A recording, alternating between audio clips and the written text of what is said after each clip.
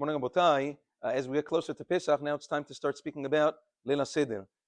Besides for Erev Pesach, Shailot, Shabbat, which we'll speak about further, Bezat Hashem, but it's important to prepare a person's self for the Seder, especially this year by Kiddush itself. There's Yaknehaz, the Kiddush of Leila Seder is a little bit different than usual, so you have to make sure not to trip up.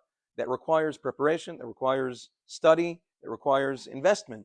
Anything good in life requires investment and time. So a person, in order to come prepared to the Seder, you have to sit down, look over the Agadah, read some Perushim in order to be able to lead the Seder in a way that is conducive for everybody to learn. Also, the Ben Ish Chai points out in his Hilchot Pesach, he says sometimes you have these imagination, these dreams of how the Seder table should look, how things should be set up. And sometimes when you come home from shul, that's not necessarily the case. Not everything's ready on time. Not everything is prepared the way you think. And a person has to kind of swallow it and eat it.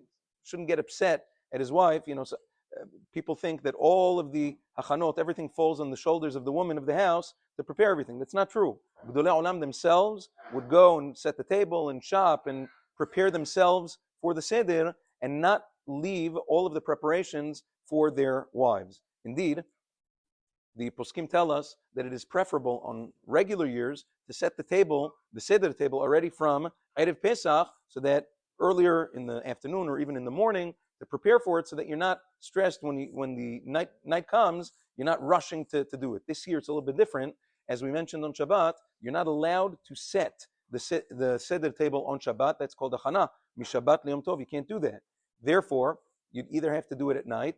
A good idea that I pointed out on Shabbat also, which many people do, is that they set the Seder table already from Friday, and the Shabbat meals they have on a different table. They find somewhere else to eat the Shabbat meals, either in the yard, in the basement, in the dining room, not in the dining room, the kitchen, whatever it is. They find a different place to eat the Shabbat meals so that they can have the Seder table already set before Shabbat even begins. So when Motzai Shabbat rolls around, you have the Seder, everything's prepared, and everybody's calm. Bezat Hashem, we'll speak more about this in the following days.